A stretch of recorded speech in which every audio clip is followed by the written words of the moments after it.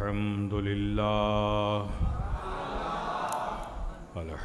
لله نعبده ونستعينه ونستغفره ونؤمن به ونتوكل عليه ونعوذ بالله من شرور أنفسنا ومن سيئات أعمالنا من يهده الله فلا مضل له ومن يضلله فلا هادي له ونشهد أن لا إله إلا الله وحده لا شريك له ونشهد أن محمدا عبده ورسوله أما بعد فأعوذ بالله من الشيطان الرجيم بسم الله الرحمن الرحيم واشكروا لي ولا تكفرون صدق الله مولانا العظيم وصدق رسول النبي الكريم ونحن على ذلك لمن الشاهدين والشاكرين والحمد لله رب العالمين. اسٹیج پر تشریف فرما علماء ذویل احترام، سادات کرام اور آپ آس پاس سے آئے ہوئے سنی مسلمان، آئیے سب سے پہلے پورے حضور قلب کے ساتھ اپنے قلب کو عشق و محبت سے سرشار کر کے مدینے کی پربہار گلیوں کا تصور کر کے گنبد خضرا کے حسین تصورات میں کھو کر تاجدار مدینہ راحت قلب و سینہ صلی اللہ تعالی علیہ وسلم کے حضور محبت سے جی لگا کر ایمانداری کے ساتھ درود پاک پڑھ رہے ہیں. اللہم صلی علی سیدنا مولانا محمد وعلی آل سیدنا مولانا محمد کما تحب و ترضی بالمصلی علیہ الصلوۃ والسلام علیک یا رسول اللہ.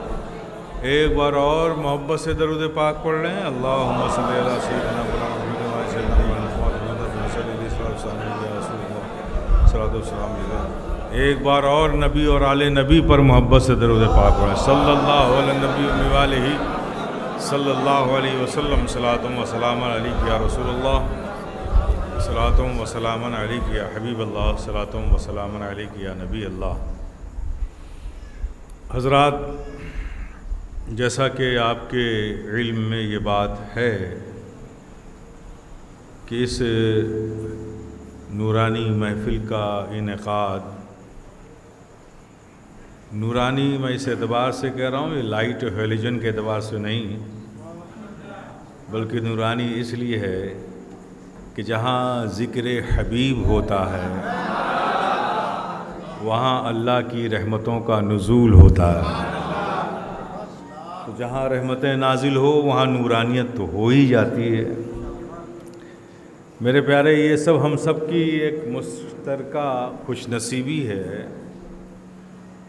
اور یہ نصیبے کی فیروز بختی ہے اور دنیا کی کامیابی ہے، آخرت کی بھلائی ہے کہ ہم آج اس وقت یہاں ذکر نبی سننے کے لیے حاضر آئے ہیں. میرے پیارے، آج یہاں ہم صرف ایک چھت کے نیچے نہیں ہیں،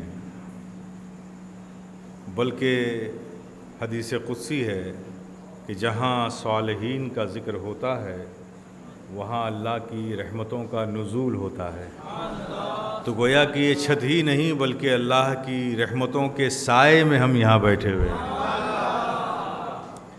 اور آپ کے علم میں یہ بات ہے کہ اس محفل کا انعقاد شکرانے کے طور پر حصول برکت کے لیے محمد افروز صلی اللہ علیہ وسلم کی شادی کی تقریب، وہ مسرت لمحہ جو چند دنوں بعد ان کی زندگی میں آنے والا ہے، اس میں برکتیں ہوں اور اس تقریب کی شکرانے میں یہ محفل کا انعقاد کیا گیا ہے، چونکہ یہ بڑی عظیم نعمت ہوتی ہے۔ نعمت کئی جہت سے ہے میرے پیارے۔ پہلی نعمت تو یہ ہوتی ہے کہ اللہ نے ہر مرد کے لیے ایک رشتہ بنایا ہے، اور ظاہر ہے کون کہاں ہے یہ ہمیں خبر نہیں ہوتی۔ یہ اس کا فضل اور احسان ہوتا ہے کہ جس کے لیے بنایا وہ وہاں تک پہنچ جائے، یہ بغیر فضل کے ممکن نہیں ہوتا۔ تو پہلا فضل تو یہ ہے کہ جس کے لیے بنا تھا اس کی پہنچ وہاں تک ہو گئی، یہ رب کا فضل۔ پھر اس کے بعد آگے فضل یہ ہوتا ہے کہ دو اجنبی لوگ ہیں، ان کے دلوں میں ایک دوسرے کے لیے محبتوں کا پیدا ہو جانا، انسیت کا پیدا ہو جانا، اپنائیت کا پیدا ہو جانا، یہ بھی کوئی آسان کام نہیں ہے۔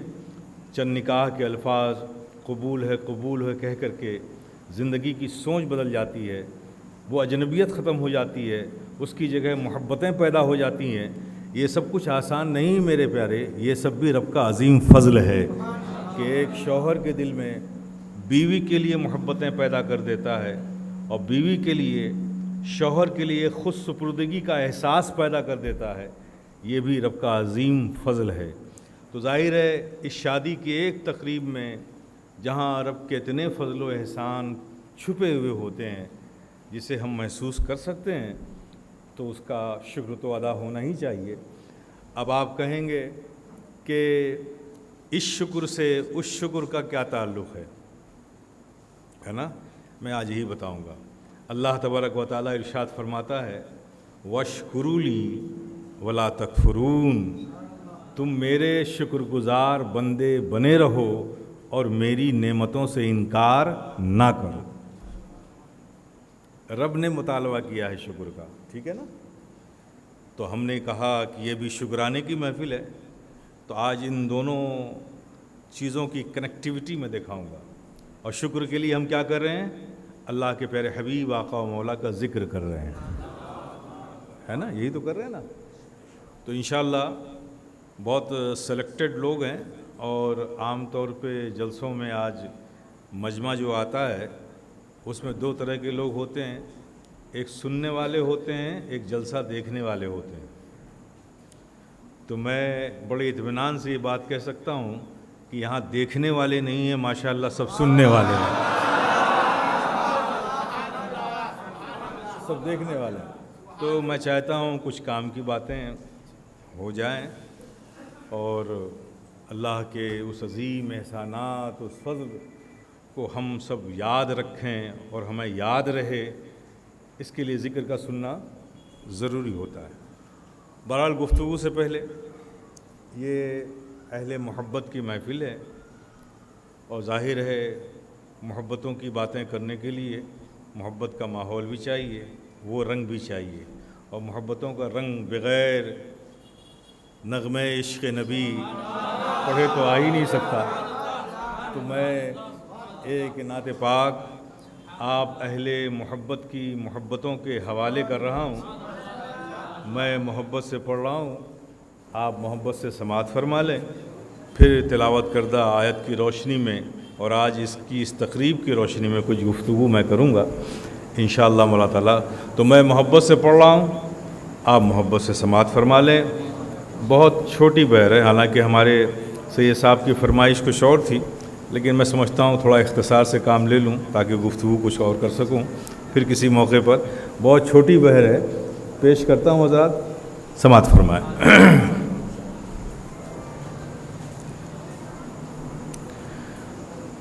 ہر کلی دل کی مسکرائی ہے، ہر کلی دل کی مسکرائی ہے، جب مدینے کی یاد آئی ہے، جب مدینے نیکی یاد آئی ہے ہر کلی دل کی مسکرائی ہے. اور حقیقت کا شعر سماعت فرمائیں. کیوں نہ مشکل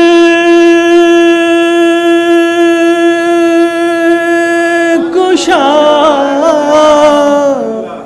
کہوں تم کو، کیوں نہ مشکل کشا کہوں تم کو، تم نے بگڑی میری بنائی. سبحان اللہ سبحان اللہ. تم نے بگڑی میری بنائی ہے ہر کلی دل کی مسکرائی ہے. جب مدینے کی یاد آئی ہے. سبحان اللہ. اس کی کشتی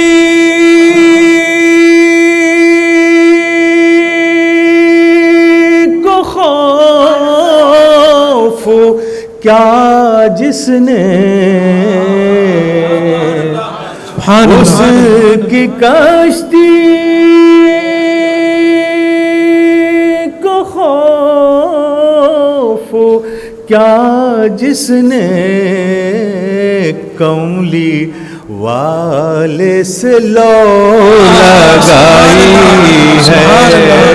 کملی والے سے لو لگائی ہے ہر کلی دل کی مسکرائی ہے. جب مدینے کی یاد آئی ہے ہر کلی دل کی مسکرائی ہے. سبحان اللہ. اور حضرات صحابہ اکرام کی زندگی جن کے سامنے ہے وہ جانتے ہیں، اور جو نہیں جانتے میں بتا دیتا ہوں. صحابہ اکرام کی وہ مقدس جماعت جو رسول کے ارد گرد ہوتی تھی، ان کا حال یہ تھا کہ صحابہ فرماتے ہیں کہ میں اتنے قریب بیٹھ کر بھی ہم میں یہ ہمت نہیں ہوتی تھی کہ ہم جی بھر کے کھلی آنکھوں سے سرکار کے روئے زیبا کو دیکھ لیں. اس قدر نورانیت ہوتی تھی کہ ہماری آنکھیں ٹھہرتی نہیں تھی. لیکن صحابہ کی حالت یہ تھی کہ پروانوں کی مانند ارد گرد نبی کے ارد گرد رہتے تھے. اب یہ ان کی کیفیت. حضرت سیدنا صدیق اکبر کا حال دیکھیے، پڑھیے آپ کیسے تھے یہ لوگ. ان کا حال یہ تھا کہ جب تک نبی محفل میں ہیں ساتھ ہیں، اور جب نبی آرام کے لیے اپنے حجرے پاک میں جاتے تھے تو ساتھ ساتھ جاتے تھے، اور جب اندر چلے جاتے تھے تو واپس نہیں آتے تھے. آپ وہیں چوکھٹ پہ سر رکھ کر آپ بھی سو جاتے تھے، اور پوری رات اس حالت میں گزارتے تھے کہ کبھی اپنا داہنا رخسار چوکھٹ پہ رکھتے تھے، کبھی بائیں رخسار چوکھٹ پہ رکھتے تھے. اس طرح سے صبح ہو جاتی تھی، اور جب پھر تہجد کے وقت آہٹ ہوتی تھی کہ سرکار اندر سے آنے والے ہیں تو اٹھ جاتے تھے، اور پھر سرکار کے ساتھ ساتھ مسجد نبی میں پھر آ جاتے تھے. سب چلے گئے گھر. سیدنا ابوبکر صدیق سے پوچھو آپ گھر کیوں نہیں گئے، آپ کیوں نہیں گئے؟ تو سیدنا صدیق اکبر کی آواز آج بھی تمہیں یہ سنائی دے گی. کہا سب چلے گئے لیکن ابوبکر کے عشق کو یہ گوارا ہی نہیں کہ سرکار جب اپنے حجرے پاک میں جائیں تو سرکار کو آخری دیکھنے والا میرے علاوہ کوئی ہو، اور جب سرکار گھر سے باہر آئے تو پہلے دیکھنے والا میرے علاوہ کوئی ہو۔ یہ عشق تھا، عشق تھا۔ کیوں نہیں ہوتا؟ کیوں نہیں ہوتا؟ سرکار نے کی صحبتیں حاصل کرنے والے وہ بھی سیدنا صدیق اکبر۔ اب شعر سنیے صاحب ایسے عاشقوں کے بارے میں۔ ایسے مستوں کا پوچھنا ہی کیا، ایسے مستوں کا پوچھنا ہی کیا، جن کو سرکار نے پلائی ہے، جن کو سرکار نے پلائی ہے، ہر کلی دل کی مسکرائی ہے، جب مدینے کی یاد آئی ہے۔ اور حضرات یہ حاصل نعت ہے یہ شعر، ہم سب کی محبتوں کو تقویت دینے والا یہ شعر، سماعت فرمائیں، عقیدے میں پختگی دینے والا یہ شعر، محبتوں میں تقویت دینے والا یہ شعر، سماعت فرمائیں کہ شافع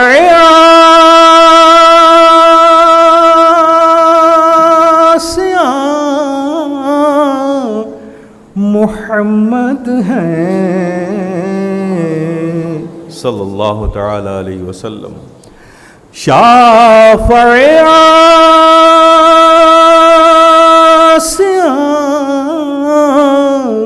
محمد ہیں، بات اپنی بنی بنائی ہے، بات اپنی بنی بنائی ہے، دل کی مسکرائی ہے، جب مدینے کی یاد آئی، شافع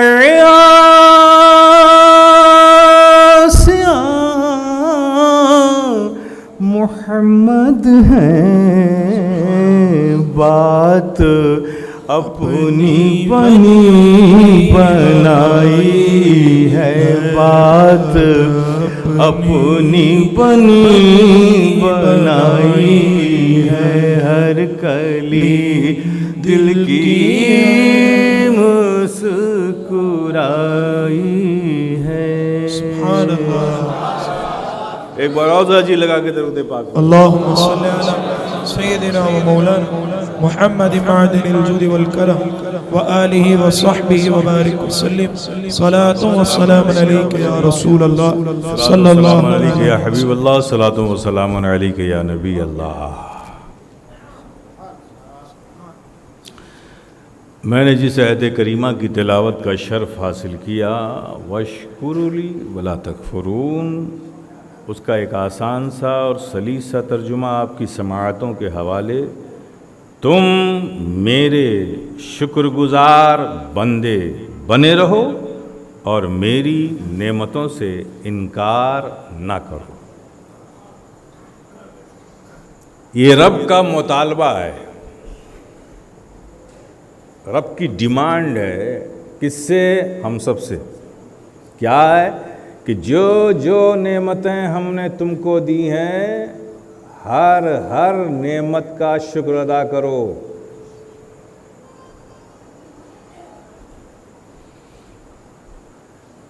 اب مجھے بتائیے شکر ادا کرنا ہے کہ نہیں کرنا ہے؟ بے شک کرنا ہے۔ جب رب مطالبہ کر رہا ہے، ڈیمانڈ کر رہا ہے ہم سے، تو بندے ہونے کی حیثیت سے اس کا مطالبہ تو پورا کرنا ہے نا، شکر تو ادا کرنا ہے نا۔ تو کیسے کرو گے شکر ادا؟ جب تک یہ معلوم نہ ہو کہ شکر کو ادا کیا کیسے جاتا ہے، شکر کو ادا کرنے کا جب تک طریقہ نہ معلوم ہو تو شکر ادا کیسے کرو گے؟ تو فرسٹ نیڈ، پہلی ضرورت یہ ہے نا کہ جانا جائے کہ شکر ادا کیسے ہوتا ہے، تبھی تو شکر ادا کرو گے۔ تو میرے پیارے، شکر کو ادا کرنے کے 3 طریقے ہیں۔ ایک، کسی نعمت کے بدلے تعریف کرنا، یہ ہے شکر۔ دوسرا طریقہ، کسی نعمت کے بدلے تعظیم کر لینا، یہ ہے شکر۔ تیسرا طریقہ، کسی نعمت کے بدلے خدمت کر لینا، یہ ہے شکر۔ تو شکر ادا کرنے کے 3 طریقے، نعمت کے بدلے تعریف، یہ ہے شکر، نعمت کے بدلے تعظیم، یہ ہے شکر، نعمت کے بدلے خدمت، یہ ہے شکر۔ سمجھے آپ؟ اور آپ بھی دیکھیں نا، آپ کسی پہ احسان کریں، کسی کی مدد کریں، تو وہ بھی آپ کا شکریہ ادا کرتا ہے نا۔ تو شکریہ ادا کرنے کے لیے کیا کرتا ہے؟ وہ آپ کی تعریف کرتا ہے، آپ بڑے دیاوان ہیں، سخی ہیں، دیالو ہیں، رحم دل ہیں، یہ تعریف کر کے شکر ادا ہو گیا۔ آپ کسی کی مدد کریں، اس کے بدلے میں وہ آپ کی رسپیکٹ، آنر، آدر، سمان، عزت کر لیتا ہے، شکر ادا ہو جاتا ہے۔ آپ کسی پر احسان کریں، اس کے بدلے میں وہ آپ کی کچھ خدمت کر کے شکر ادا کر دیتا ہے۔ یہی تو طریقہ ہے نا۔ تو نعمت کے بدلے تعریف، یہ ہے شکر، نعمت کے بدلے تعظیم، یہ ہے شکر، نعمت کے بدلے خدمت، یہ ہے شکر۔ اب آپ کو شکر ادا کرنے کا طریقہ معلوم ہو گیا نا، لیکن ایک بات اور ہے اس میں، اللہ تبارک تعالیٰ فرما رہا ہر نعمت کا شکر ادا کرو۔ تو شکر کیسے ادا ہوگا یہ تو معلوم ہو گیا، لیکن ہر نعمت کا شکر ادا کرنے کے لیے ضروری ہے کہ جانا جائے کہ نعمت ہے کتنی، اور نعمت ہے کون کون سی۔ جب تک ساری نعمت کو جانو گے نہیں، ساری نعمت کو گنو گے نہیں، تو ہر نعمت کا شکر کیسے ادا کرو گے؟ ہے کہ نہیں؟ تو میرے پیارے، ایمانداری سے بولو، گن پاؤ گے؟ اللہ نے جتنی نعمتیں دی ہیں گن پاؤ گے؟ مطالبہ تو ہے کہ ہر نعمت کا شکر ادا کرو۔ کیا گنو گے میرے پیارے؟ وہ مالک، وہ خالق، وہ رب السماوات والارض، وہ creator whole of the world, وہ سنسار کا رچیتا، جب یہ دنیا بنا رہا تھا تو کوئی نہ تھا، صرف اللہ ہی اللہ، اللہ ہی اللہ، اللہ ہی اللہ۔ اس نے کسی سے مشورہ نہیں لیا، کوئی ایڈوائس نہیں لی، ارے کوئی تھا ہی نہیں تو دیتا کیا؟ جو چاہا کیا، فعال لما یرید، جو چاہا کیا، کسی سے مشورہ نہیں لیا۔ چاہا آسمان بنا ڈالے، چاہا زمین بنا ڈالی، چاہا پہاڑ بنا ڈالے، چاہا جنگل بنا ڈالا، چاہا جنگل میں پیڑ بنا ڈالا، چاہا پیڑ میں پتے بنا ڈالے، چاہا چمکتا سورج بنا ڈالا، چاہا چاندنی بکھیرتا چاند بنا ڈالا، چاہا ستاروں کی انجمن بنا ڈالی، چاہا نسیم سحر بنا ڈالا، چاہا بہتی ہوئی ندیاں بنا ڈالی، چاہا اچھلتے ہوئے سمندر بنا ڈالے، چاہا جو چاہا کیا، چاہا نباتات بنا ڈالا، چاہا جمادات بنا ڈالا، چاہا حیوانات بنا ڈالا، جو چاہا کیا۔ لیکن میرے پیارے، غور تو کرو، وہ یہ سب کچھ بنا رہا تھا، وہ بنا رہا تھا گلی میں پھرنے والا آوارہ کتا۔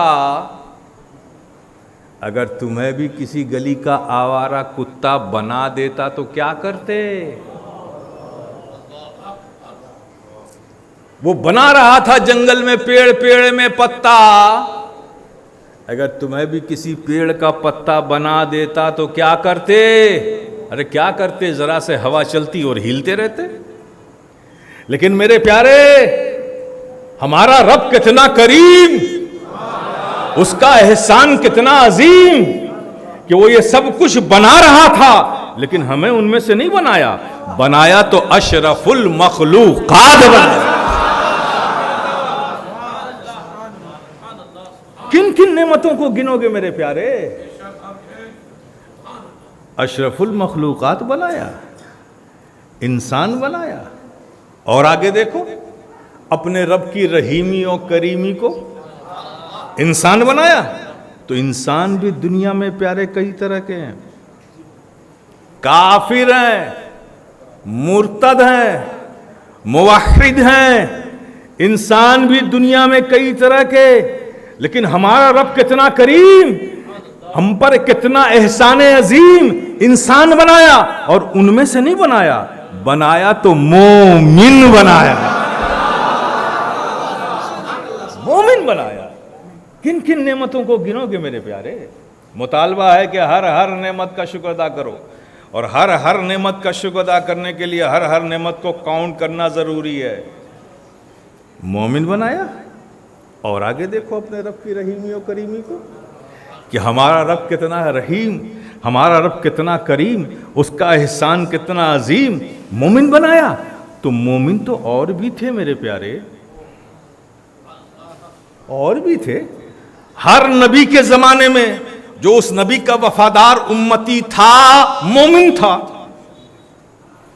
हज़रत इब्राहीम के ज़माने में जो उम्मती वफ़ादार था, मोमिन था। हज़रत इस्माइल के ज़माने में जो उम्मती वफ़ादार था, मोमिन था। हज़रत यहिया के ज़माने में जो उम्मती वफ़ादार था, मोमिन था। हज़रत याकूब के ज़माने में जो उम्मती वफ़ादार था, मोमिन था। हज़रत अय्यूब के ज़माने में जो उम्मती वफ़ादार था, मोमिन था। हज़रत सुलेमान के ज़माने में जो उनका उम्मती वफ़ादार था, मोमिन था। हज़रत नूह के ज़माने में जो उनका उम्मती वफ़ादार था, मोमिन था। हज़रत यूसुफ के ज़माने में जो उनका उम्मती वफादार था, मोमिन था। हज़रत ज़करिया के ज़माने में जो उनका उम्मती वफादार था, मोमिन था। हज़रत दाऊद के ज़माने में जो उनका उम्मती वफादार था, मोमिन था। हज़रत मूसा के ज़माने में जो उनका उम्मती वफादार था, मोमिन था। हज़रत ईसा के ज़माने में जो उनका उम्मती वफादार था, मोमिन था। मोमिन वो भी थे, लेकिन हमारा रब कितना करीम, उसका एहसान कितना अजीम, मोमिन बनाया। लेकिन किसी और जमाने में नहीं बनाया, तो अपने महबूब के जमाने में बनाया।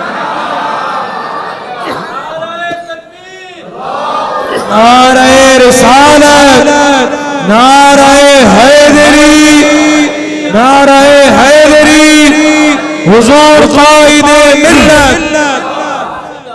किसी और जमाने में नहीं बनाया, तो अपने महबूब के जमाने में बनाया। किन किन नेमतों को गिनोगे मेरे प्यारे?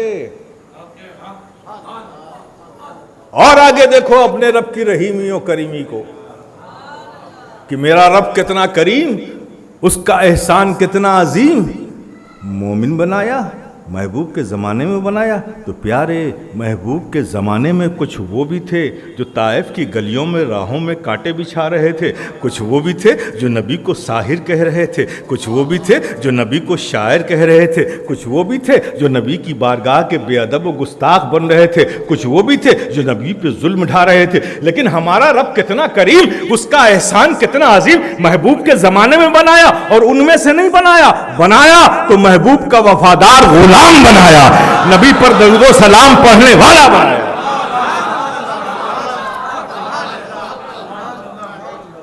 किन किन नेमतों को गिनोगे मेरे प्यारे?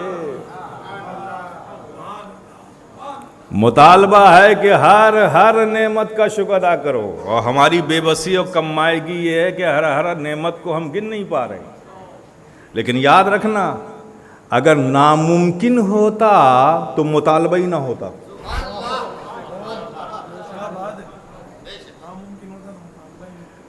जरा मुझे बताओ, इंसाफ से बोलो मेरे प्यारे, ये देखती हुई आंखें किसने दी? बोलो ना मेरे प्यारे। अल्लाह ने दी। ये सुनते हुए कान किसने दिए? अल्लाह ने दिए। ये उठते हुए हाथ किसने दिए? अल्लाह ने दिए। ये चलते हुए कदम किसने दिए? अल्लाह ने दिए। ये बोलती हुई ज़बान किसने दी? अल्लाह ने दी। ये सोचता हुआ दिमाग किसने दिया? अल्लाह ने दिया। ये घर किसने दिया? अल्लाह ने दिया। ये ज़िंदगी किसने दी? अल्लाह ने दी। ये आती जाती सांसें किसने दी? अल्लाह ने दी। कितनी नेमत है, गिनो गिनो मेरे प्यारे।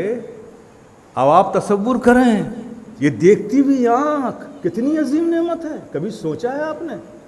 یہ دیکھتی ہوئی آنکھ کتنی عظیم نعمت ہے، اسے سمجھنا ہے تو کسی اندھے سے پوچھو، وہ بتائے گا کہ دیکھتی آنکھ کتنی عظیم نعمت ہے۔ یہ سنتے ہوئے کان کتنی عظیم نعمت ہے، کسی بہرے سے پوچھو، وہ بتائے گا کہ سنتے ہوئے کان کتنی عظیم نعمت ہے۔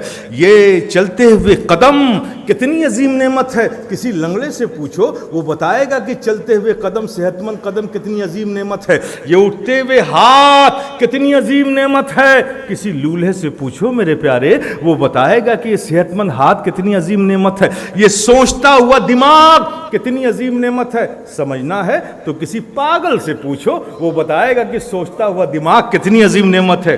یہ سب دیا اللہ نے۔ اب کوئی شخص یہ کہے کہ اتنی ساری نعمتیں آپ نے گنا دی ہیں، اب جو بچی ہیں وہ ایک ایک کر کے ہم گن لیں گے، کیا گن پاؤ گے میرے پیارے؟ کیا گن سکو گے اللہ کی نعمتوں کو؟ ارے ساری نعمتوں کو چھوڑ، ایک نعمت گن کر بتا دے، اونلی ون نعمت، صرف ایک نعمت کو گن کر بتا دو۔ یہ سانس جو اندر آتی ہے، اگر نہ آئے تو کیا کر لو گے؟ یہ اندر آتی ہے، رب کا احسان، ایک نعمت، اور اندر جا کر اگر واپس نہ آئے تو کیا کر لو گے؟ اندر جا کر واپس آتی ہے رب کا فضل، یہ دوسری نعمت۔ ساری نعمتوں کو چھوڑ، یہ آتی جاتی سانسوں کو گن کر بتا دے۔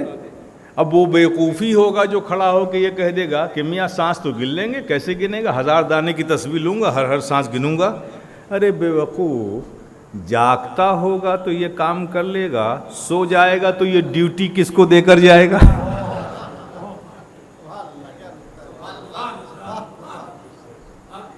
مطالبہ ہے کہ ہر نعمت کا شکر ادا کرو، اور ہماری بے بسی یہ ہے کہ ہم تو آتی جاتی سانسوں ہی کو نہیں گن پا رہے، تو ہر نعمت کا شکر کیسے ادا کریں؟ اور یہ بات ذہن میں رکھیے، ناممکن ہوتا تو مطالبہ ہی نہ ہوتا، تو کیسے شکر ادا کریں؟ کیسے ہر نعمت کا شکر ادا کریں؟ چلو اسلام کے پاس چلتے ہیں۔ اے اسلام، ہم تیرے فالوور ہیں، تیرے بلیور ہیں، تیرے دیے ہوئے قانون پر زندگی گزارنے والے ہیں، تیرے بتائے ہوئے راستے پر چلنے والے ہیں۔ دین ہم سے کہتا ہے، رب ہم سے کہتا ہے کہ ہر نعمت کا شکر ادا کرو، اور ہماری بے بسی و مجبوری یہ ہے کہ ہم ہر نعمت کو گن نہیں سکتے، تو ہر نعمت کا شکر کیسے ادا کریں؟ تو اب اس کا حل کیا ہے؟ تو اسلام مسکرا کر کہے گا، ارے پیارے پریشان کیوں ہوتا ہے؟ ذرا سوچ تو صحیح، اللہ نے دیکھتی آنکھیں دی، احسان جتایا کیا؟ اللہ نے دیکھتی آنکھیں دی، احسان جتایا؟ یہ کہا کہ ہم نے تمہارے اوپر احسان کیا کہ تمہیں دیکھتی ہوئی آنکھیں دی، دیکھتی آنکھیں دیں، احسان نہیں جتایا۔ سنتے ہوئے کان دیے، احسان نہیں جتایا۔ بولتی ہوئی زبان دی، احسان نہیں جتایا۔ دھڑکتا ہوا دل دیا، احسان نہیں جتایا۔ سوچتا ہوا دماغ دیا، احسان نہیں جتایا۔ چلتے ہوئے قدم دیے، احسان نہیں جتایا۔ اسلام کہے گا ذرا غور تو کر، یہ سب دیا اللہ نے، لیکن احسان نہیں جتایا۔ لیکن دیکھ کتنی عظیم نعمت ہے تیرے لیے، دیکھتی آنکھ کتنی عظیم نعمت ہے، بولتی زبان کتنی عظیم نعمت ہے، سنتے کان کتنی عظیم نعمت ہے تیرے لیے، لیکن یہ سب عظیم نعمت اللہ نے دیا، احسان نہیں جتایا۔ غور تو کر، احسان جتایا کیا؟ نہیں، احسان نہیں جتایا۔ اب غور کر، وہ کون سی نعمت ہے جسے اللہ نے یوں ہی نہیں دیا، دیا تو احسان جتا کر دیا۔ تو دین کہے گا، اسلام کہے گا، ارے غور تو کر، وہ نعمت یاد تو کر، وہ نعمت یاد تو کر۔ قرآن کی آیت پر نظر پڑے، لَقَدْ مَنَّ اللَّهُ عَلَى الْمُؤْمِنِينَ إِذْ بَعَثَ فِيهِمْ رَسُولًا، اے مومنو، ہم نے تمہاری جانوں پر احسان کیا کہ اپنے محبوب کو تمہارے درمیان بھیج دیا۔ نعرہ تکبیر، نعرہ رسالت، سرکار کی آمد، دلدار کی آمد۔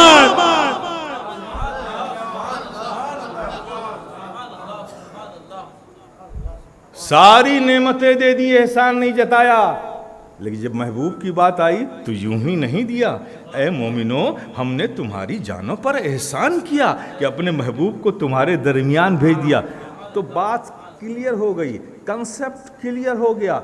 हर नेमत को गिन गिन कर तुम रब का शुक्र अदा नहीं कर सकते, तो मेरे प्यारे वो एक नेमत जो एहसान के साथ मिली है वही नेमत अजीम नेमत है, वही नेमत असले नेमत है, वही नेमत जाने नेमत है। तो अब हर नेमत का शुक्र अदा करके तुम शुक्र अदा नहीं कर सकते गिनकर, तो वो एक नेमत जो जाने नेमत है, वो एक नेमत जो अजीम नेमत है, जो एक नेमत असले नेमत है, जो एहसान जता कर दी जाए वही असले नेमत है, जो एहसान जता कर दी जाए वही जाने नेमत है, जो एहसान जता कर दी जाए वही अजीम नेमत है। तो हर नेमत को गिनकर तुम रब का शुक्र अदा नहीं कर सकते, तो बस वो एक नेमत जो जाने नेमत है, वो एक नेमत जो असले नेमत है, वो एक नेमत जो अजीम नेमत है, बस प्यारे इनकी तारीफ कर लो, अल्लाह की हर नेमत का शुक्र अदा हो जाएगा। इनकी ताजीम कर लो, अल्लाह की हर नेमत का शुक्र अदा हो जाएगा। इनकी खिदमत कर लो, अल्लाह की हर नेमत का शुक्र अदा हो जाएगा।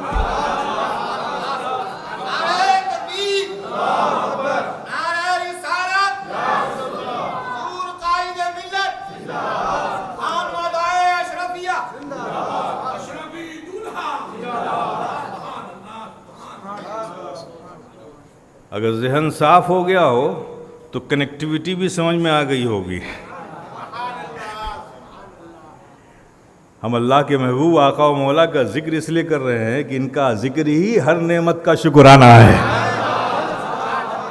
इनका जिक्र हर नेमत का शुक्राना है, इनकी तारीफ हर नेमत का शुक्राना है, इनकी ताज़ीम अल्लाह की हर नेमत का शुक्राना है। आप समझ गए मेरे प्यारे? यही हकीकत है मेरे प्यारे, यही सच्चाई है मेरे प्यारे। और ज़रा गौर तो करो, देखो तो तारीख़ इस्लाम उठाकर इस अजीम नेमत को, इस जाने नेमत को, इस असले नेमत को माना तो लोगों ने किस अंदाज पे माना, जाना तो किस अंदाज पे जाना कि घर छोड़ दिया, नबी को नहीं छोड़ा, बाप ने बेटे को छोड़ दिया, नबी को नहीं छोड़ा। याद करो हिजरत के वो अय्याम, शौहर ने बीवी को छोड़ दिया, नबी को नहीं छोड़ा, दादा ने पोते को छोड़ दिया, नबी को नहीं छोड़ा, मामू ने भांजे को छोड़ दिया, नबी को नहीं छोड़ा, भाई ने भाई को छोड़ दिया, नबी को नहीं छोड़ा, नाना ने नवासे को छोड़ दिया, नबी को नहीं छोड़ा, बाप ने बेटे को छोड़ दिया, नबी को नहीं छोड़ा। इसलिए कि वो जानते थे ये नेमत तो सिर्फ नेमत है, जिसके लिए छोड़ रहा हूं वो असले नेमत है, वही जाने नेमत है, वही अजीम नेमत है। मेरे प्यारे, मानने वालों ने माना तो किस अंदाज से माना, अल्लाह अकबर अल्लाह अकबर। वो लोग नादान नहीं थे मेरे प्यारे, वो जानते थे कि ये सब नेमतें तो सिर्फ नेमत हैं, असले नेमत आका हैं, जाने नेमत आका हैं, अजीम नेमत आका हैं। बेटे छोड़ दिए जाएंगे, बाप छोड़ दिया जाएगा, बेटा छोड़ दिया जाएगा, इसलिए कि ये सिर्फ नेमत है, जिसके लिए छोड़ा जाएगा वो तो अजीम नेमत है, वो तो असले नेमत है, वो तो जाने नेमत है। देखो जरा हाल देखो मेरे प्यारे, बद्र के मैदान को याद करो, बद्र का वो मकाम जहां गज़वे बद्र हुआ, आप उसको याद करो मेरे प्यारे। ये सामने कौन लोग खड़े थे, उधर कौन लोग खड़े थे, इधर कौन लोग खड़े थे, ज़रा गौर तो करो मेरे प्यारे। ये जो सामने खड़े थे दुश्मन इस्लाम, ये कोई अजनबी नहीं थे, ये कोई बाहर से नहीं आए थे। मुकाबला किसका किससे था? मुकाबला गैरों का गैरों से नहीं था। गैरों के मुकाबले में तलवार उठा लेना तो बड़ा आसान है, लेकिन बाप का बेटे के मुकाबले में, दादा का पोते के मुकाबले में, मामू का भांजे के मुकाबले में ये कौन खड़े हैं? इधर कौन खड़ा है, उधर कौन खड़ा है? मेरे प्यारे, बद्र के मैदान में अगर इधर हाशमी है तो उधर भी हाशमी खड़ा है, अगर इधर कुरैशी है तो उधर भी कुरैशी खड़ा है, अगर इधर मुत्तलबी है तो उधर भी मुत्तलबी खड़ा है, अगर इधर बाप खड़ा है तो उधर बेटा खड़ा है, अगर इधर एक भाई खड़ा है तो उधर दूसरा भाई खड़ा है, अगर इधर दादा खड़ा है तो उधर पोता खड़ा है, अगर इधर मामू खड़ा है तो उधर भांजा खड़ा है, अगर इधर नाना खड़ा है तो उधर नवासा खड़ा है। मुकाबला गैरों से नहीं है, गैरों का مقابلہ اپنوں کا اپنوں سے ہے، لیکن قربان جاؤ اس صحابہ کی مقدس جماعت پہ کہ بدر کے میدان میں تلوار کھینچ کر اس بات کا اعلان کر دیا کہ اے اللہ کے پیارے حبیب، اے آقا و مولا، آج یہ میری تلوار اگر بھائی کی گردن کو کاٹتی ہے کاٹے، ہمیں غم نہیں ہے، بیٹے کی گردن کو کاٹتی ہے کاٹے، ہمیں غم نہیں ہے، دادا کی گردن کو کاٹتی ہے کاٹے، ہمیں غم نہیں ہے۔ اے اللہ کے پیارے حبیب، اے آقا و مولا، آج ایک آپ سے اپنے رشتے محبت کو مضبوط کرنے کے لیے یہ تلوار دنیا کے ہر رشتے کو کاٹنے کو تیار ہے۔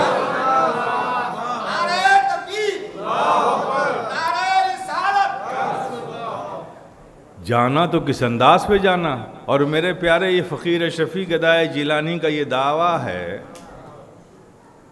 بحمدی تعالی ہم اہل سنت والجماعت اسے ہی عظیم نعمت سمجھتے ہیں اپنے لیے، اور یہ بات مسرور ہو کر یہاں کہتے ہیں، اور جو لوگ ایسا نہیں مانتے وہ حشر میں مجبور ہو کر یہی مانیں گے۔ ہم یہاں مسرور ہو کر مانتے ہیں، انہیں وہاں مجبور ہو کر ماننا پڑے گا۔ یہی اصل نعمت ہے، یہی اصل نعمت ہے۔ آپ کے ذہن کا بھی غبار میں صاف کر دوں، یہی اصل نعمت ہے۔ حشر کے میدان میں کیا ہوگا؟ کیا ہوگا حشر کے میدان میں؟ ایک خدا ہوگا، ایک مصطفیٰ ہوں گے، ساری انسانیت سامنے کھڑی ہوگی، یہی تو ہوگا نا۔ سب پیش خدا ہوں گے، سب پیش خدا ہوں گے، پیش کیے جائیں گے آپ۔ جب آپ سامنے پیش خدا ہوں گے تو یہ ہاتھ آپ سے الگ ہو جائے گا، یہ آنکھیں آپ سے الگ ہو جائیں گی، یہ کان آپ سے الگ ہو کے رب کے حضور حاضر ہوں گے، اور رب کی بارگاہ میں کہیں گے یہ ہاتھ آپ کا، جو آپ کا زندگی بھر بہترین ساتھی رہا، جس کی آپ بہترین سیوک ہو کے سیوا کرتے رہے۔ آج دنیا میں آپ خدمت کس کی کر رہے ہیں؟ کس کی کر رہے ہیں؟ اسی جسم کی کر رہے ہیں نا۔ کپڑے کی ضرورت کس کو؟ جسم کو۔ کھانے کی ضرورت کس کو؟ جسم کو۔ مکان کی ضرورت کس کو؟ جسم کو۔ دنیاوی ضرورت کس کو؟ جسم کو۔ تو سب اسی کے لیے کر رہے ہیں نا، اور اسے اپنا بہترین ساتھی سمجھتے ہیں، اس لیے بہت بہترین خادم بن کے اس کی خدمت کر رہے ہیں۔ اس کی خدمت کے لیے کیا کیا کر رہے ہیں؟ رشوتیں لے رہے ہیں، جھوٹ بول رہے ہیں، بے ایمانی کر رہے ہیں، سب کچھ کر کے اس کی خدمت کر رہے ہیں، اس لیے کہ آپ اسے اپنا بہترین ساتھی مانتے ہو۔ اور یہ بھی بات دیکھنے میں آتی ہے کہ ہاتھ بہترین ساتھی اس لیے ہے کہ کبھی ہم ایسا نہیں ہوا کہ گھر سے باہر گئے ہوں، میرا ہاتھ بستر پہ سو رہا ہو۔ یہ دکھتا بھی بہترین ساتھی ہے کہ جہاں جہاں ہم جاتے ہیں ہمارے ساتھ ساتھ جاتا ہے، لیکن میرے پیارے حشر میں یہ راز کھل جائے گا۔ پیش خدا ہوگے، یہ ہاتھ تم سے الگ ہوگا، رب کے حضور حاضر ہوگا، کہا مولا تو نے مجھے کس کے ساتھ رکھا تھا؟ اس نے تو جب بھی میرا استعمال کیا ظلم کے لیے کیا، برائی کے لیے کیا، فتنے کے لیے کیا، کبھی اس نے میرا استعمال کسی غریب کی مدد کے لیے نہیں کیا، کسی یتیم کے سر پر شفقت کا ہاتھ رکھنے کے لیے نہیں کیا، کبھی کسی کی مدد کے لیے نہیں کیا۔ یہ آنکھیں تمہاری تم سے الگ ہو کر رب کے حضور حاضر ہوں گی، بولیں گی مولا تو نے مجھے کس کے ساتھ رکھا تھا؟ اس نے تو جب بھی میرا استعمال کیا برائی کے لیے کیا، برائی کے لیے کیا، بد نظری کے لیے کیا، بری چیزوں کو دیکھنے کے لیے کیا، کبھی اس نے میرا استعمال قرآن کی آیتوں کی تلاوت کے لیے نہیں کیا، کبھی کسی پر رحم کی نظر ڈالنے کے لیے نہیں کیا، کبھی کسی مروت کے لیے نہیں کیا۔ جب بھی اس نے میرا استعمال کیا غلط کیا۔ غرض یہ کہ میرے پیارے یہ کان تمہارے خلاف گواہی دے گا، یہ آنکھیں تمہارے خلاف گواہی دیں گی، یہ ہاتھ تمہارے خلاف گواہی دیں گے۔ کتنی کریٹیکل سچویشن ہوگی، کتنی خطرناک سچویشن ہوگی۔ سورج سوا نیزے پر ہوگا، زمین تپ رہی ہوگی، نفسی نفسی کا عالم ہوگا، کوئی پرسان حال نہ ہوگا، اور تمہارا ہاتھ تمہارے خلاف، تمہاری کانیں تمہارے خلاف، تمہاری آنکھیں تمہارے خلاف، کوئی پرسان حال نہیں۔ کتنا کریٹیکل سچویشن ہے، کتنا کروشل وقت ہے میرے پیارے۔ ایسے وقت میں پتہ چلے گا کہ ارے میں نے یہ کیا کر ڈالا، جسے میں دنیا میں اپنا بہترین ساتھی سمجھتا رہا، یہ میرے نہ نکلے، یہ تو خدائی جاسوس تھے جو میرے ساتھ لگے رہے اور آج میرا راز کھول رہے ہیں۔ آپ غور کرو میرے پیارے، کتنی کریٹیکل سچویشن ہوگی۔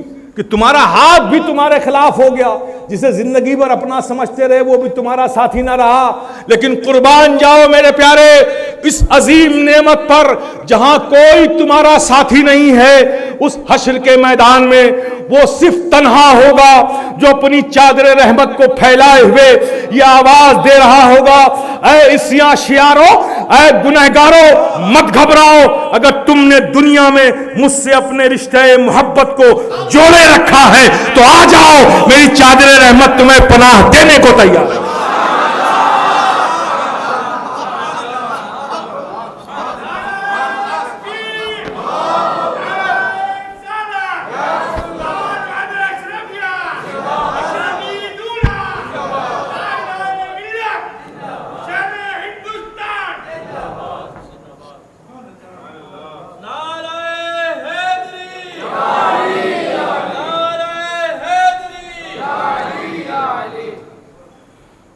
کوئی نہ ہوگا میرے پیارے، وہ تنہا ہوگا جو بلا رہا ہوگا عیسیٰ شیاروں کو، گنہگاروں کو، اے گنہگاروں آ جاؤ، اگر تم نے دنیا میں مجھ سے اپنے رشتے محبت کو جوڑے رکھا ہے تو آ جاؤ، میری چادر رحمت تمہیں پناہ دینے کو تیار ہے، تمہیں بخشوانے کو تیار ہے، تمہیں چھپانے کو تیار ہے۔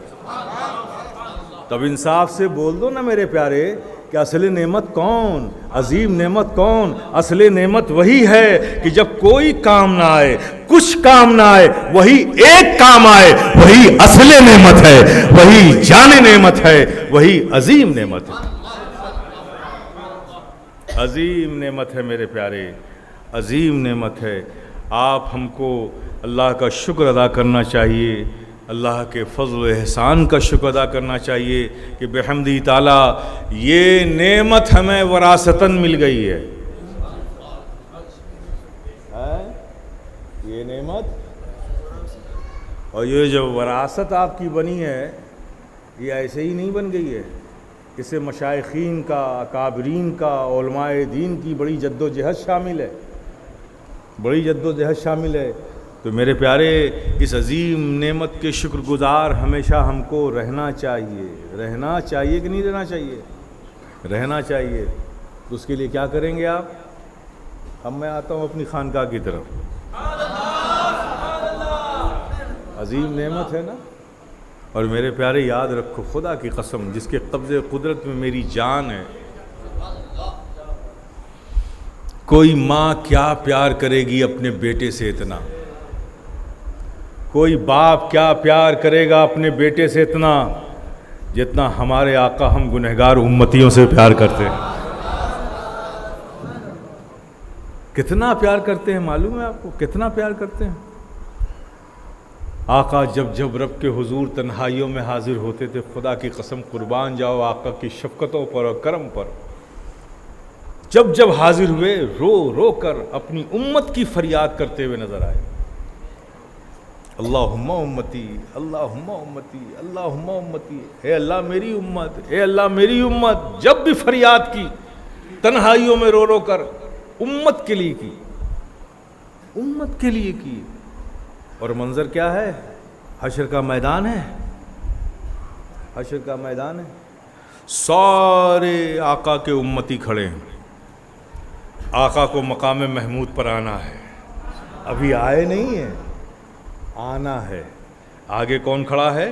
اس امت کے پوش لوگ، صالحین کھڑے ہیں، اولیاء دین کھڑے ہیں، شہدائے کاملین کھڑے ہیں، یہ سب آگے، اس سے کم درجے کے لوگ اس کے پیچھے، اس کے پیچھے، ایسے ہی سب بندی ہے، اور سب سے پیچھے گنہگار امت کھڑی ہے، اس طرح سے صف ہے، اور سب کی دل کی دھڑکنیں تیز ہیں، اور تمنائی نظروں سے اٹھا اٹھا کی نظریں اس مقام محمود کی طرف دیکھ رہے ہیں کہ بس آقا آنا ہی چاہتے ہیں، بس آقا آ ہی رہے ہیں، بس آقا آنے ہی والے ہیں۔ اور تمنا کیا دل میں ہے کہ اے کاش اس حشر کے میدان میں ایک بار آقا مجھے دیکھ لے۔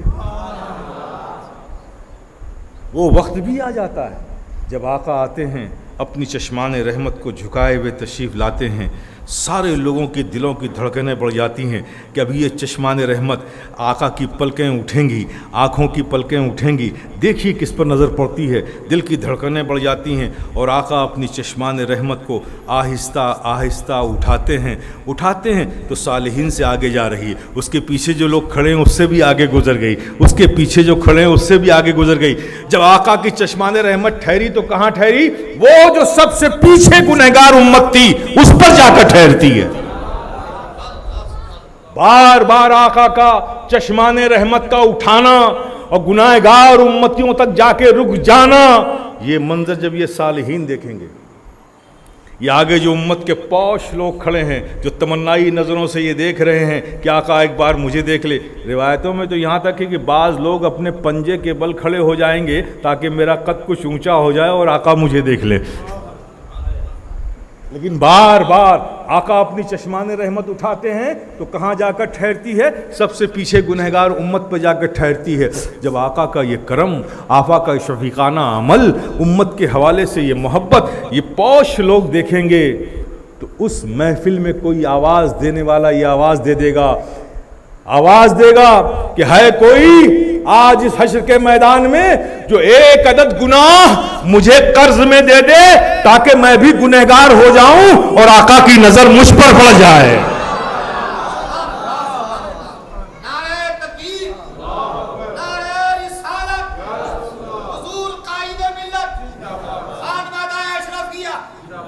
آقا کی نظر مجھ پر پڑ جائے۔ میرے پیارے کتنا پیار کرتے ہیں، کون کرے گا اتنا پیار؟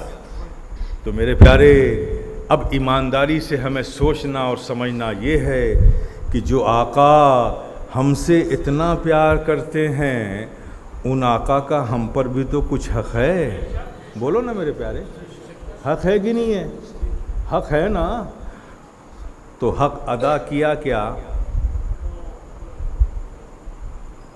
حق مانتے ہو تو حق ادا کب کرو گے؟ آقا کا حق ہے ہماری جانوں پر، ساری جان پر آقا کا حق ہے، یہ جان بھی انہی کی ہے۔ تو جب حق مانتے ہو تو حق ادا کب کرو گے؟ کیا کب کرو گے؟ زندگی کے 60 سال، زندگی کے 70 سال، زندگی کے 40 سال، زندگی کے 30 سال، زندگی کے 20 سال گزر گئے، آخر یہ حق ادا کب کریں گے؟ کب کریں گے میرے پیارے؟ غور کرنے کی بات یہ جو جلسے، یہ جلوس، یہ سبیلیں، یہ نظر، یہ نیاز، یہ محفلیں، آپ نے سمجھا کہ یہ کر کے حق ادا ہو گیا؟ نہیں میرے پیارے، یہ جتنی بھی چیزیں ہم کرتے ہیں اس سے ہمیں ثواب ملتا ہے، اور کرتے ہیں اس سے اظہار محبت کرتے ہیں، ہم اپنی غلامی کا، اپنی محبتوں کا ان عمل سے اظہار کرتے ہیں، اس کے بدلے ہمیں ثواب ملتا ہے۔ آپ نے سمجھا کہ حق ادا ہو گیا؟ نہیں، حق ادا نہیں ہوا۔ یہ ساری چیزیں جو ہیں ہمارے اظہار محبت ہے جس کے صلے میں ہمیں برکتیں ملتی ہیں، حق ادا نہیں ہوا تو حق کیسے ادا کریں؟ میرے پیارے، حق ادا تبھی ہوگا کہ جو ہمارے آقا کو پسند ہے اسے ہم اپنی زندگی بنا لیں، جو ہمارے آقا کو ناپسند ہے اسے ہم اپنی زندگی سے دور کر دیں، حق ادا کریں۔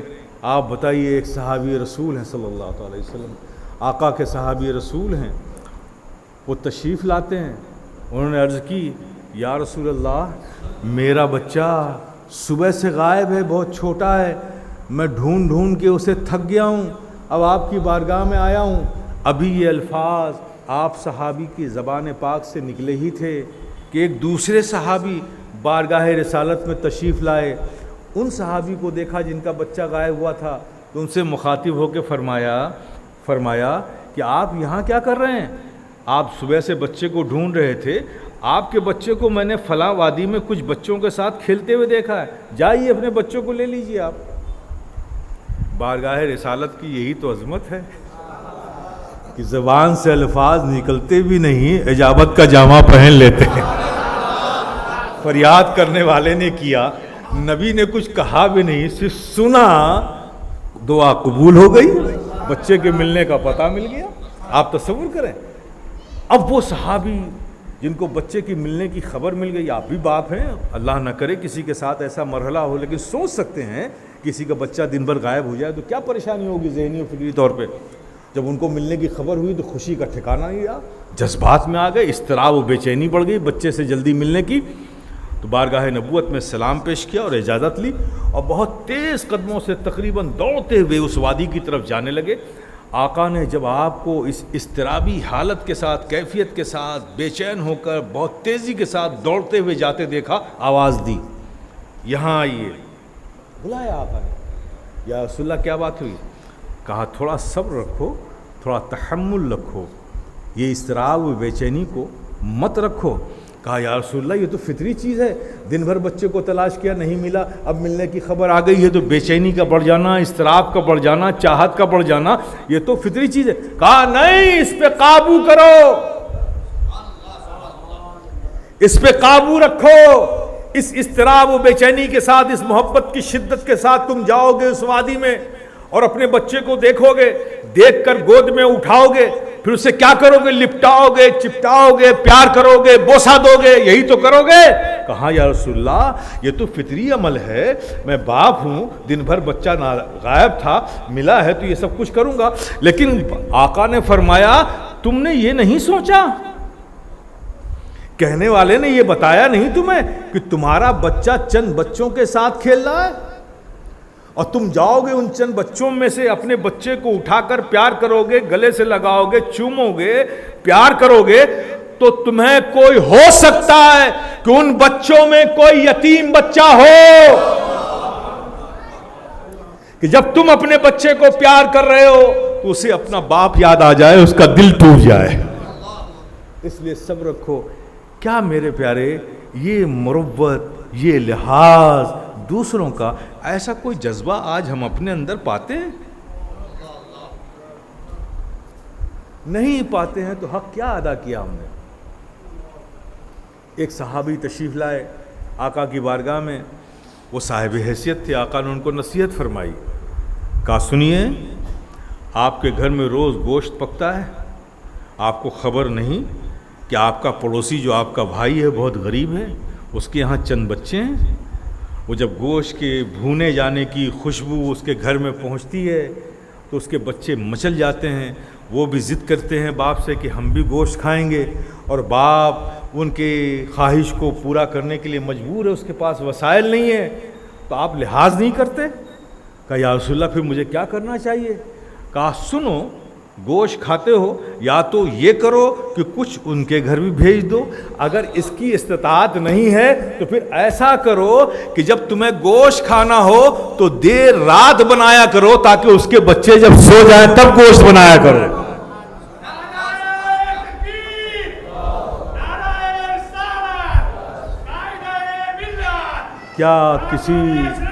کیا کسی پڑوسی کے لیے ہمارے دلوں میں بھی ایسے احساسات ہیں؟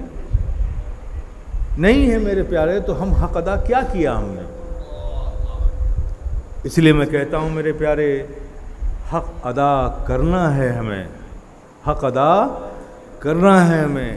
آپ سوچئے آج ہماری سوسائٹی، ہمارے سماج کی، ہماری کمیونٹی کی حالت کیا ہے؟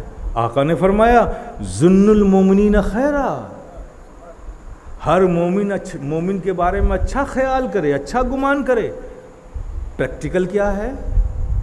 آج ایک مومن کا رازدار مومن ہی نہیں ہے، مومن غیروں پہ تو بھروسہ کر رہا ہے، اپنوں پہ نہیں کر رہا ہے. یہ کیا سچائی نہیں ہے؟ نبی نے فرمایا تھا نا، ہمارے آقا نے فرمایا تھا نا، جن کا ہماری جانوں پر حق ہے کہ ہر مومن ایک مومن کے بارے میں اچھا خیال کرے، اچھا گمان کرے. اور آج ہم کیا کر رہے ہیں؟ ہر مومن ایک دوسرے مومن کے بارے میں برا گمان کر رہا ہے، برا خیال رکھتا ہے، بھروسہ نہیں کرتا. ہم کیا حق ادا کر رہے ہیں میرے پیارے؟ ہمیں کرنا چاہیے، حق ادا کرنا چاہیے. اور جب تک ہم یہ نہیں کریں گے میرے پیارے، کوئی کامیابی ہمیں ملنے والی نہیں ہے. ایک اصول میں بتا کر، ایک حدیث قدسی بتا کر بات کو ختم کروں گا. دنیا کا بھی دستور یہ ہے. آج سوال اٹھتا ہے اٹھتا ہے آپ بھی سوچتے ہوں گے، غیر بھی یہی طعنہ دیتے ہیں، یار ہر جگہ مسلمان ہی مارا جا رہا ہے، ظلم و تشدد و بربریت کی کوئی بھی آندھی کسی بھی دنیا کے گوشے سے اٹھتی ہے تو اس کا رخ مسلمانوں کے نشے من ہی کی طرف ہوتی ہے، گھر ہمارے ہی اجڑتے ہیں، سلطنتیں ہماری ہی تباہ ہوتی ہیں، معیشت ہماری ہی برباد کی جاتی ہے۔ آخر کیا وجہ ہے؟ یہ فیکٹ ہے، نو ڈاؤٹ۔ اب ظاہر ہے کہ ہر سمجھ رکھنے والا اپنی سمجھ سے الگ الگ اس کی شکل پہ بنائے گا، اس وجہ سے ایسا ہے، ان کی وجہ سے ایسا ہے، اس سیاست کی وجہ سے ایسا ہے، اس راجنیتی کی وجہ سے ایسا ہے، اس شخص کی وجہ سے۔ یہ سب ہیلے حوالے کرنا چھوڑو میرے پیارے، چھوڑ دو۔ تم مسلمان ہو، تم سے زیادہ پریکٹیکل کوئی دنیا میں انسان نہیں ہے، چونکہ اسلام ایک پریکٹیکل مذہب ہے، تم اس کے فالوور ہو، تم ایک پریکٹیکل انسان ہو۔ یہ لاجیکل بات مت کرو، یہ قیاس کی باتیں چھوڑو۔ وجہ کیا ہے؟ یہی وجہ جاننا چاہیے آپ کو۔ تو میرے پیارے، وجہ آپ بتا کر میں رخصت ہو جاؤں گا، شاید آپ کی زندگی کے لیے کام آ جائے۔ وجہ صرف یہی ہے، ایک اصول ہے زندگی کا ہماری، کہ جو چیز ہمارے لیے ہے اگر وہ ہمارے کام نہ آئے تو ہم اسے محفوظ کر کے گھر میں نہیں رکھتے۔ بولو نہ رکھتے، کیا کرتے ہیں؟ ڈسٹرائے کر دیتے ہیں، پھینک دیتے ہیں، ہے نا؟ دھان کی فصل لگائی، چاول کی فصل لگائی، پیڑ نکلا، بالیاں آئیں، اس میں دانے نہیں آئے، سب کچھ آیا، دانے نہیں آئے، تو کیا اس کو کاٹ کے آپ گھر لاؤ گے؟ آپ کھیتی میں جلا دو گے، اس کو برن کر دو گے۔ آپ کے گھر میں کوئی چیز ہے، آپ استعمال کے لیے لائے تھے، وہ سڑ گئی، تو کیا اس کو حفاظت سے رکھو گے؟ نہیں۔ کیوں پھینک رہے ہو بھائی؟ اب یہ کام کی نہیں رہی۔ یہی تو دستور ہے نا، یہی دستور ہے نا میرے پیارے۔ جو چیز کام کی نہیں رہتی، جو چیز جس کے لیے بنی ہے، اگر وہ اس کے کام نہ آئے تو یہ ہمارا نفسیاتی اصول ہے کہ ہم اسے پھینک دیتے ہیں، ڈسٹرائے کر دیتے ہیں، برباد کر دیتے ہیں۔ اسی تناظر میں یہ حدیث قدسی سن لیجئے، اللہ تبارک و تعالیٰ نے اپنے محبوب سے فرمایا، اور محبوب نے اپنی امت سے فرمایا، کیا فرمایا؟ الدنیا خلقت لکم، کہ دنیا ہم نے تمہارے لیے بنایا ہے۔ یہ کون فرما رہا ہے؟ رب فرما رہا ہے۔ کس سے؟ محبوب سے۔ محبوب نے کس سے فرمایا؟ اپنی امت سے، کہ اللہ تبارک و تعالیٰ فرماتا ہے کہ دنیا ہم نے تمہارے لیے بنایا، وَأَنْتُمْ خُلِقْتُمْ لِي، اور تمہیں میں نے اپنے لیے بنایا۔ اب اس حدیث قدسی کے تناظر میں آپ سمجھیے یہ کیوں ہم برباد ہو رہے ہیں۔ جب دنیا کی کوئی چیز جو تمہارے لیے اللہ نے بنائی ہے وہ تمہارے کام نہ آئے، جو تم اسے پھینک دیتے ہو، تو سوچو تم اللہ کے لیے بنے ہو، اگر تم اللہ کے بندے صحیح طور پہ نہیں رہ سکے، اس کی رضا پر زندگی نہیں گزار سکے، تو اگر ڈسٹرائے کیے جا رہے ہو تو اس میں حیرت کیا ہے؟ جس کے لیے بنے تھے اس کے کام نہ آئے تو برباد کیے جانا، اس میں حیرت کیا ہے؟ تو میرے پیارے، اگر ان بربادیوں سے تمہیں تحفظ چاہیے، اگر ان بربادیوں سے تمہیں پناہ چاہیے، اگر ان بربادیوں سے تم بچنا چاہتے ہو، تو جس رب نے تمہیں اپنے لیے بنایا ہے میرے پیارے، بس اس کے ہو جاؤ، اس کے ہو جاؤ میرے پیارے۔ کوئی زمانے کی سیاست، کوئی پاور، کوئی راجنیتی، کوئی پولیٹیکل افیئرس تمہیں بچا نہیں سکتا۔ بچانے والی ذات صرف تمہارے لیے ایک ہی ہے، جو تمہارا حامی ہے، تمہارا ناصر ہے، تمہارا مددگار ہے، جو تمہارا رب ہے۔ تو میرے پیارے، آ جاؤ اس کی پناہ میں، اس کی رضا کو اپنی زندگی بنا لو۔ اللہ کے محبوب آقا و مولا صلی اللہ تعالیٰ علیہ وسلم کی محبت کا حق ادا کرو، اور حق ادا نعروں سے نہیں ہوگا میرے پیارے، نعروں سے نہیں ہو۔ اب ایسے بھی نعروں کی آپ کیا حیثیت رہ گئی ہے؟ ایک نعرہ دریائے دجلہ کے کنارے لگایا تھا، کس نے لگایا تھا؟ غازیان اسلام نے۔ ایران میں قیصر و کسریٰ کے ایوان سے دور دریائے دجلہ کے کنارے کہ اب اس کو پار کریں گے اور سیدھے ایران میں داخل ہوں گے اور قیصر و کسریٰ کی اینٹ سے اینٹ بجا دیں گے. یہ نکلے تھے مدینے سے اور دریائے دجلہ کے کنارے کھڑے ہو گئے. پانی موجیں مار رہا تھا, اچھال پیدا تھا. نعرہ لگایا. اب نعروں کی حیثیت دیکھیے, ہمیں نعرہ لگانا ہوتا تو کیا کہتے ہیں, ایک شخص کو پہلے بولنا پڑے گا یاد دلانے کے لیے. کیا؟ نعرہ تکبیر. کیا کہنا پڑے گا؟ نعرہ تکبیر. یعنی ہم کہہ رہے ہیں کہ نعرہ تکبیر لگاؤ اللہ اکبر. یہی تو ہے نا. اب یاد دلاؤ تو اللہ اکبر کہتے ہیں. اور ان کی کیا عادت تھی؟ ہر فتح و نصرت پر, ہر پیش قدمی پر کسی کو کہنے کی ضرورت نہیں تھی کہ نعرہ تکبیر. ہر فرد زبان سے بولتا تھا اللہ اکبر اللہ اکبر اللہ اکبر اللہ اکبر. یہ اس کی صدا تھی, عادت تھی. اب ایسی عادت کمزور پڑ گئی ہے کہ پہلے کسی کو کہنا پڑتا ہے تب ہم اللہ اکبر کہتے ہیں. آپ سوچئے ذرا سے. تو جب وہ اس رنگ میں تھے مسلمان, اس حقیقی رنگ میں تھے مسلمان, اور دریائے دجلہ کے کنارے کھڑے ہو کر انہوں نے کہا تھا اللہ اکبر کی صدا لگائی تھی, تو ان کی آواز ہوا میں مٹ نہیں گئی, تحلیل نہیں ہو گئی, بلکہ ہوا نے بڑے ہی محبت سے, بڑے ہی عزت سے اپنے دوش پر لیا اور ان کی آوازوں کو لے کر بڑھی, قیصر و کسریٰ کے ایوانوں کی طرف گئی اور لے جا کر اس کی محرابوں سے ٹکرا دیا. ان آوازوں کا ٹکرانا تھا کہ قیصر و کسریٰ کی محرابوں میں دراریں پڑ گئیں. یہ تاریخ ہے میرے پیارے, اسے دنیا جھٹلا نہیں سکتی. اب آج بھی نعرہ لگا رہے ہیں آپ اللہ اکبر, وہ بھی اللہ اکبر اور آپ بھی اللہ اکبر, اور آپ کے اللہ اکبر کا اثر کیا ہے کہ بغل میں سویا ہوا آدمی نہیں جاگتا. انہوں نے لگایا اللہ اکبر تو قیصر و کسریٰ کے ایوانوں میں دراریں پڑ گئیں. آپ لگا رہے ہو اللہ اکبر تو بغل کا سویا ہوا آدمی. تو میرے پیارے, اس ساؤنڈ باکس سے آواز نکال کر اونچی بلند کرنے سے اس سے کوئی اثر پیدا نہیں ہو سکتا ہے. میرے پیارے, جب کہو اللہ اکبر تو دل کی دھڑکنیں بھی شامل ہو, یقین بھی شامل ہو کہ بے شک میرا اللہ ہی بڑا ہے, رب کے سوا کوئی نہیں بڑا ہے. اس یقین کی پختگی کے ساتھ کہو گے تو آج بھی اس کہنے میں اثر پیدا ہو جائے گا. نعرے لگانا تو بڑا آسان ہے, اور ویسے بھی بڑی عادت ڈلوائی بھی جاتی ہے آپ کے نعرے کی. اب آپ اگر بھول جائیں تو یوں اشارے کیے جاتے ہیں نعرے لگاؤ. میرے پیارے, نعرے لگاؤ, یہ تمہارا حق ہے, تم ہی ہو نعرہ لگانے والے, لیکن اس سے پہلے حقدار بن جاؤ. نعرہ لگانے کے لیے نعرے لگانے کا حقدار بھی بننا پڑے گا. غوث اعظم کا دامن نہیں چھوڑیں گے, یہ حقدار آپ ہی ہیں, لیکن حقدار بنے نہیں آپ. غوث اعظم کا دامن نہیں چھوڑیں گے, کیا مطلب ہے آپ کا؟ دکھائیے کہاں دامن ہے جسے نہ چھوڑنے کی بات کر رہے ہیں آپ. کہاں ہے؟ کس دامن کی بات کر رہے ہیں آپ؟ غوث اعظم کا دامن چھوڑیں گے نہیں چھوڑیں گے, اس کا مطلب کیا سمجھا آپ نے؟ وہ کپڑے کا دامن ہے, وہ تو ہے نہیں ہاتھ میں, اور کوئی دامن ہے تو وضاحت کر دی, اسے آپ پکڑے ہوئے ہیں.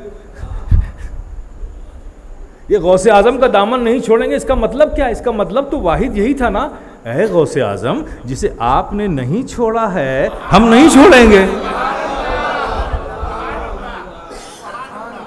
یہی تو مطلب تھا نا, وہ تو چھوڑ رکھا ہے آپ نے. اے غوث اعظم آپ نے نماز نہیں چھوڑی, ہم نہیں چھوڑیں گے.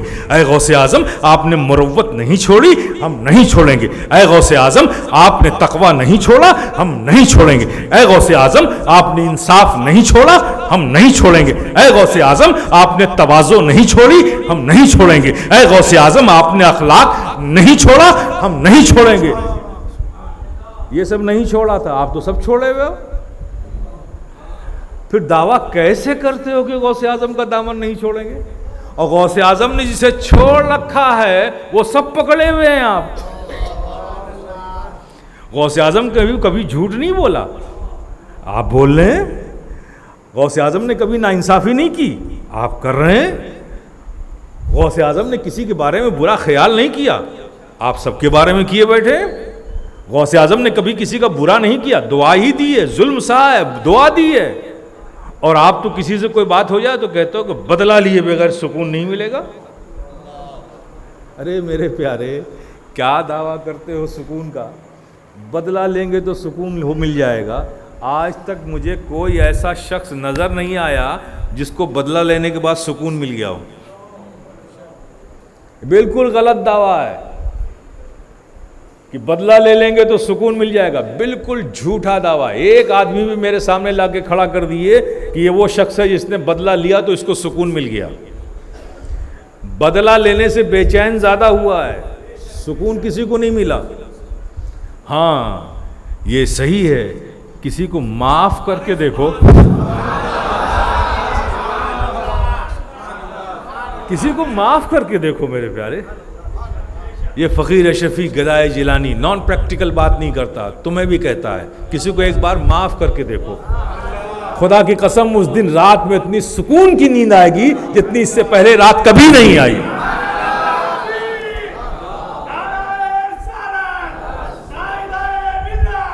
کیوں؟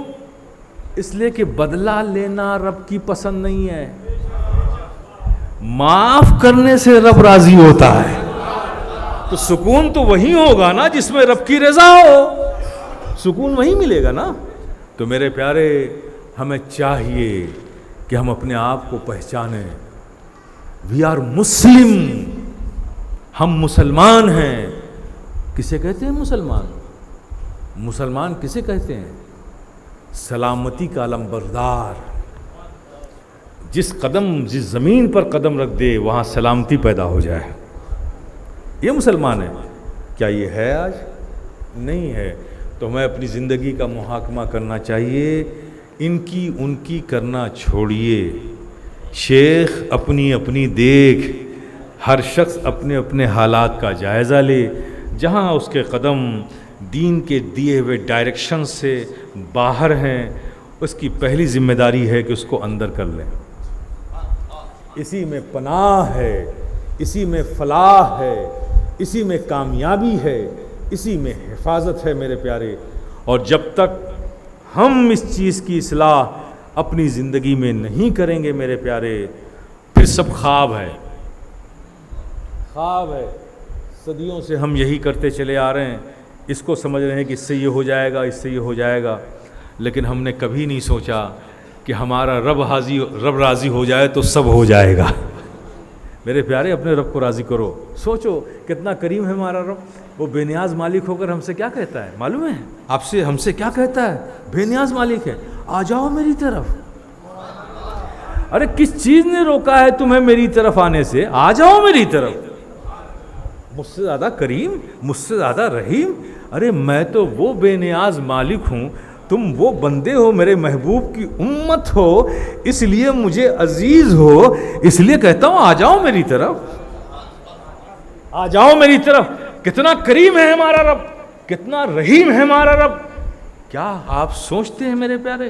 آپ کو یاد ہے وہ جو ابلیس تھا نا، حضرت آدم کو سجدے کا حکم دیا، انکار کر گیا، نہیں کیا۔ عمل غارت، ایمان سلب، ریاضت طباع، مجاہدات فنا، سب ختم ہو گیا نا، زیرو ہو گیا، زیرو ہو گیا نا۔ اب یہ الگ بات ہے کہ جب اس کو معلوم ہو گیا کہ ہمارا سب کچھ ختم ہو گیا تو اس کو توبہ کر لینی چاہیے تھی، مغفرت مانگ لینی چاہیے تھی، لیکن ظاہر ہے کہ مغفرت نہیں مانگا، اس نے مہلت مانگا، تھوڑا مجھے ٹائم چاہیے۔ آپ سمجھ رہے ہیں؟ تو کیا ہوا پھر؟ جب وہ جانے لگا، اللہ نے اسے مردود قرار دے دیا اور راندے درگاہ کر دیا، نکل جاؤ یہاں سے، بھگا دیا۔ جب وہ جانے لگا، کہا مولا میں نے 6 کروڑ برس تک تیری عبادت کی، تیرے حکم پر جھکتا رہا، تو جھکاتا رہا، میں جھکتا رہا، بندگی کرتا رہا، اس کے صلے میں مجھے کچھ نہیں دے گا؟ ایک آدم کے لیے تو نے میری 6 کروڑ برس کی زندگی ختم کر دی، ساری عمل غارت کر دیے، سارے مجاہدات فنا کر دیے، ساری ریاضتیں تباہ کر دی، ایمان سلب کر لیا، سب کچھ ختم کر دیا، کچھ بدلے میں دے گا نہیں؟ کیا چاہتا ہے؟ کیا چاہتا ہے تو؟ کہا مولا میں صرف اتنا چاہتا ہوں کہ جس آدم کی وجہ سے میری سارے عمل، ریاضت، مجاہدات تباہ ہو گئے، ایمان سلب کر لیا تو نے، میں چاہتا ہوں کہ مجھے اتنی اجازت دے دے کہ میں ان آدم کی اولاد کو گمراہ کروں، آزمائش میں ڈالوں، اتنی اجازت دے دے۔ رب نے کہا اچھا تو اپنی ساری عبادتوں کا صلہ یہ مانگ رہا ہے؟ اس آدم کی اولادوں کو تو گمراہ کرے، آزمائشوں میں ڈالے، اس کی اچھا اجازت ہے، رب نے اجازت بھی دے دیا۔ اب وہ مسکرایا کہ چلو ایک کام تو ہو گیا، اب جہنم میں اکیلے میں نہیں رہوں گا، ایک جماعت تو بنا ہی لوں گا۔ وہ مسکرا کر جب چلنے لگا تو رب کی مشیت نے آواز دی، سن ٹھہر ادھر آ۔ مولا کیا بات؟ کہا میں نے اس بات کی اجازت دے دی تجھے کہ تو آدم کی اولادوں کو گمراہ کرے گا، آزمائشوں میں ڈالے گا، لیکن میرا بھی تو فیصلہ سنتا جا۔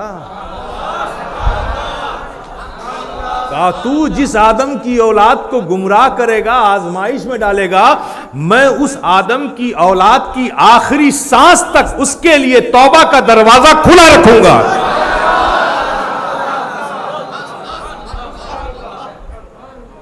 توبہ کا دروازہ کھلا۔